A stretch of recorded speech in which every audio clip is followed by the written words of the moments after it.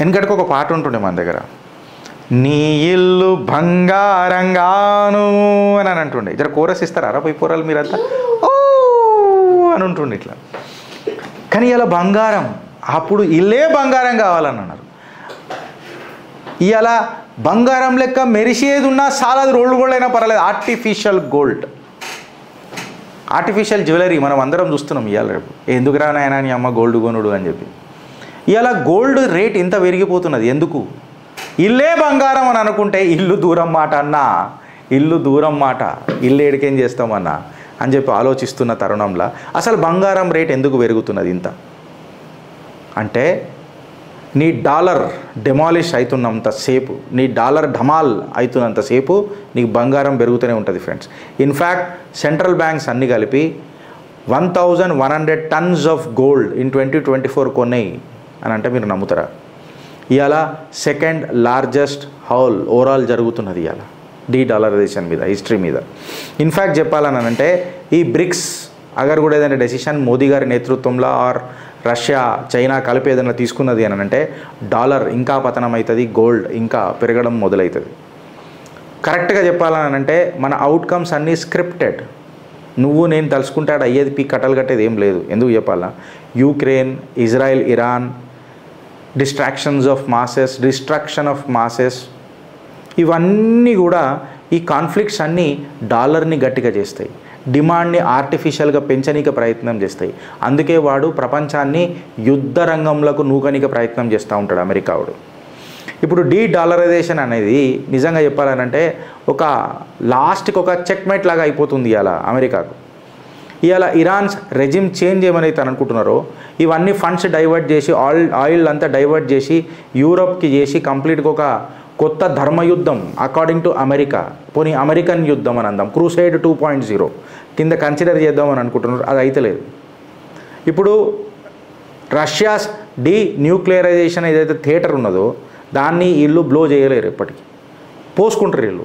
And Russia ఇప్పటిదాకా ఎదుర్కొన్నది చాలు, ఇక ఖచ్చితంగా డాలర్ని చెక్ పెడదాం అని చెప్పే తత్వంలోనే రష్యా మొదలెడుతుంది. ఈ గోల్ షిఫ్ట్ మొదలవుతుంది. ఈ గోల్ షిఫ్ట్ మొదలైనప్పుడు ఇవాళ ధనవంతులు ఎవరైతే ఎలైట్స్ అని అంటాం కదా, వాళ్ళు గోల్డ్ను కొంటలేరు. నిజంగా చెప్పాలనంటే వాటిని రీలొకేట్ చేసుడు మొదలు పెడుతున్నారు. చైనా 2285 ఇంకా నిజంగానే ఇంకా చెప్పాలనంటే ఎక్కువ టన్నుల గోల్డ్ కొంటుంది. ఆన్ అన్ యావరేజ్గా 5 tons పర్ మంత్ కొంటుంది చైనా ఇక్కడ ఇన్వెస్ట్ చేస్తుంది అని అంటే మీరు అర్థం చేసుకోవాల్సింది ఏంటంటే పంచాయతీ పెద్దగా ఉన్నది. ఇవాళ బ్రిక్స్ నేషన్స్ డాలర్ని డంప్ చేసే ప్రయత్నంలో ఉన్నాయి.